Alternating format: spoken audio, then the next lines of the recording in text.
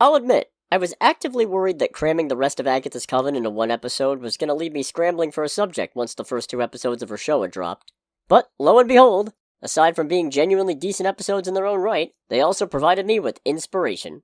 So, spoilers for the first two episodes of Agatha All Along in 3, 2, 1. It's established in the show that Agatha Harkness has made a lot of enemies for herself, and the precise thing that spurs her into action is the threat of a visit from a group called the Salem 7. So far all we know is that they're a group of sinister hooded figures with a grudge against Agatha, to be presumably fleshed out over the next 7 episodes, but in the comics, different story. The Salem 7 of the comics are a group of mages who, aside from their general mystical prowess, have the ability to assume mutated forms with additional powers. Their members are Bruticus, who can turn into a big super strong cat monster, Gazelle, whose deer-like superform gives her powerful kicks and an amazing jumping ability. She was also later enhanced with superhuman speed and agility. Hydron, a part-time merman with the power to blast water out of one of his arms. Reptilla, whose Naga-esque transformation gave her snakes for arms, and could later stretch parts of her body as well. Thorn, who can throw the spikes from his superform for explosive or stunning results.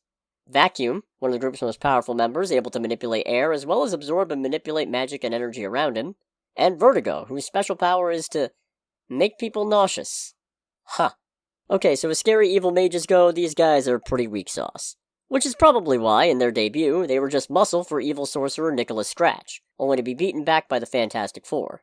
And when they later tried to take on Agatha by themselves, she removed their magical superforms and sent them back to New Salem. They'd ultimately managed to overcome this debilitation and get one over on Agatha by burning her at the stake, but she came back. And then they were all killed by the Scarlet Witch and came back, so tie game still, I guess? They were actually good guys for a while after being manipulated into releasing by Scratch, but old habits die hard, and as of what I think is their latest appearance, they're back to working for him again. Still, 15 plus years isn't a bad run, maybe redemption's still in the cards. Oh, and thing I probably should have led with, in the comics they're actually Nicholas Scratch's children, which makes them Agatha Harkness's grandkids. I doubt that's the case for the MCU, since last time I brought up Nicholas Scratch, I'd forgotten that WandaVision had made that the name of Agatha's pet rabbit.